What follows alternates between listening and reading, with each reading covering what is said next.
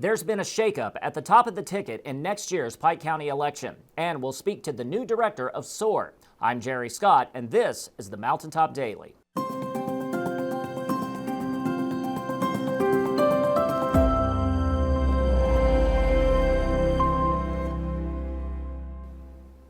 The primary for next year's local elections is still 6 months away, but there is already a game of musical chairs shaping up in Pike County.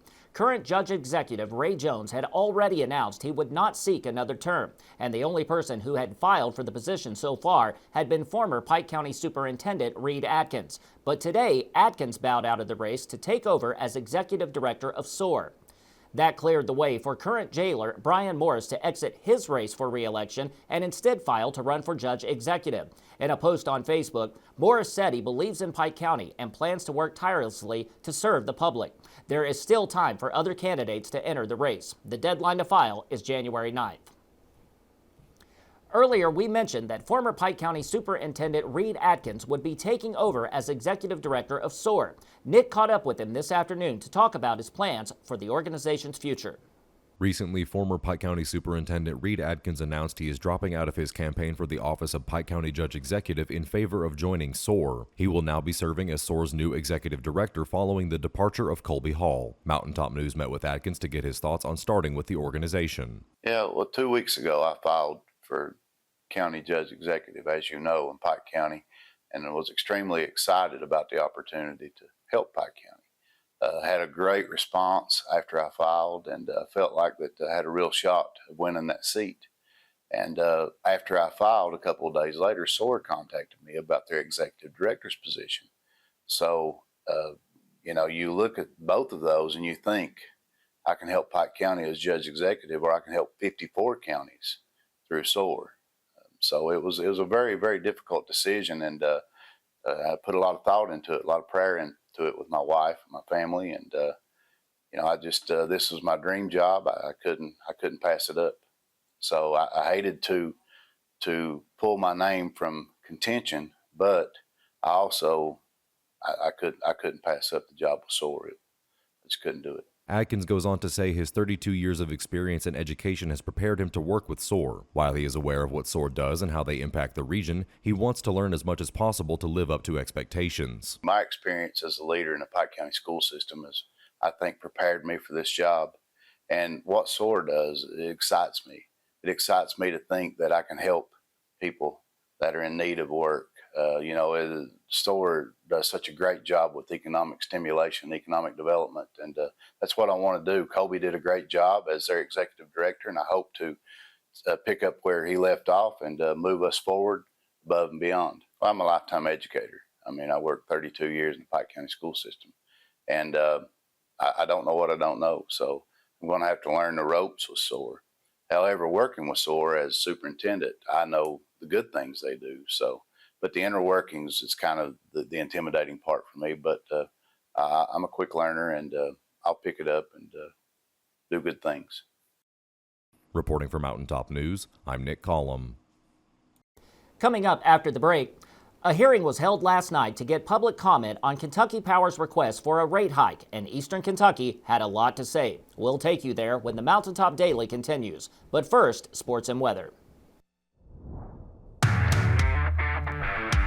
With Mountaintop Sports, I'm Dave Stanford. Tonight's playoff spotlight is on Pikeville as the Panthers take on Middlesboro, and Mountaintop Sports will have full live stream coverage of the entire matchup. You can watch the game anywhere on our Mountaintop TV app, on our Facebook page, on our cable TV channel. You can listen on 93.1.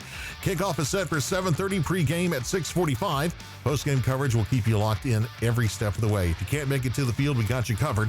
Also, the Belfry Pirates will be taking on Breathitt County tonight, and you can catch that game on 96.5 WXCC. Pregame at 7:15, kickoff at 7:30.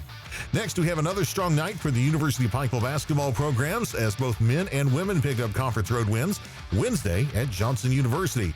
The U-Pike men opened the game on a blistering 18-2 run and never trailed, taking down Johnson 84-75. Freshman forward Zion Blevins powered the early surge with 9 quick points, while senior guard Keon Warwicks continues his outstanding start to the season, finishing with a game-high 17 points and shooting for 2 for 3 from beyond the arc.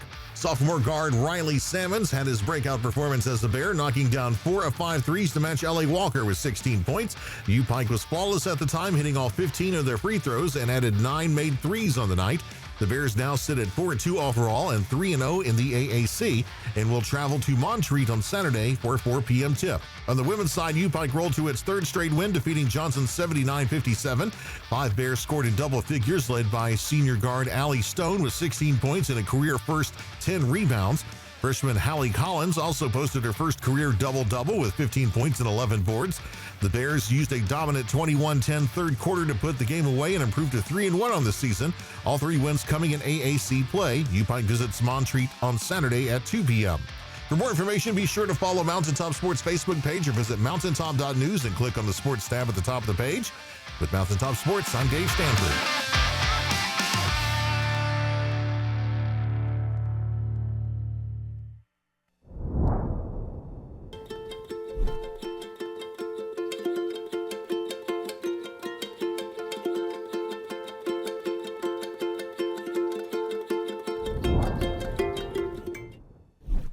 When the government took Social Security away from honest Eastern Kentuckians, Attorney Ned Pillersdorf got the hearings declared unconstitutional.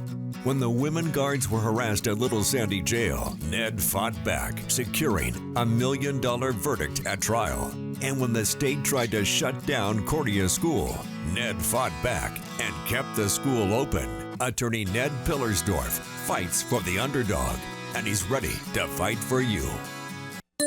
Hey, it's Kristen Mulcahy from Appalachian Wireless. Are you ready to give the gift of connection this Christmas? The kind that keeps you close no matter the distance? Well, at Appalachian Wireless, it's time to tech the halls, and we're slaying some amazing deals. Do you want a phone, tablet, and a smartwatch? Well, who doesn't? The good news is we've got a promotion just for that. So what are you waiting for? These incredible deals are only as good as supplies last. So visit us in one of our many retail or authorized dealer locations, or visit us on the web at AppalachianWireless.com. Because we are you, we are Appalachian Wireless. The Kentucky Public Service Commission held a hearing in Pikeville last night to get public input on Kentucky Power's request for a 15% rate hike, and the public had a lot of input to give. Sheldon takes us to a very animated meeting. The Kentucky Public Service Commission held a public hearing here at the Pike County Library Thursday evening to hear from some outspoken local residents on a proposed 15% rate hike by Kentucky Power. The utility company is asking for a 15% increase in rates, which would raise the average residential bill $28, and reactions to rate hikes Thursday span from the angry to the broken. People are suffering out there already. They're doing everything that they possibly can to reduce their bills. I've talked to grandmas that are sleeping in houseboats. I've talked to parents that are bundling up the kids. I've talked to people that have propane tanks now. I've talked to people that have moved to Tennessee and all the way around. We are being punished for not leaving home. That's 100% what it is. I'm sorry, it is so loud. But we are being punished for staying in the hills of Eastern Kentucky. That's exactly what it seems like. We have no choice.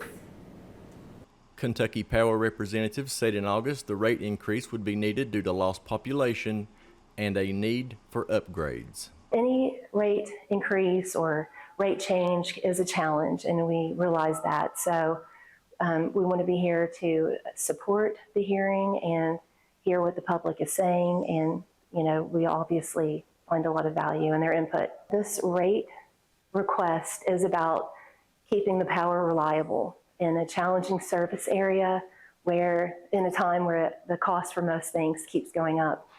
So I would say that I want them to know that we have done everything we can to keep the request as low as possible and to still allow us to provide reliable and safe power today and into the future.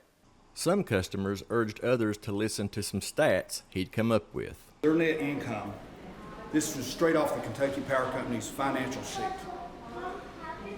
And the 9 months that ended in September 30, 2024, their net income was $17,967,000. $100,000. The same 9 months ending September this year, their net income was $33,994,000. That's a net increase of $16 million, or an 89% increase in their income over the same period from 2024 to 2025. The commission plans to hold additional hearings at the Perry County Courthouse in Hazard on December 18th and the Ashland Transportation Center on January 8th. Reporting for Mountaintop News, I'm Sheldon Compton. That will do it for this edition of the Mountaintop Daily. Be sure to check us out at 6 p.m. every weekday on Mountaintop TV, the Mountaintop TV app, and the Mountaintop News Facebook page. With your Mountaintop Daily, I'm Jerry Scott for Mountaintop News.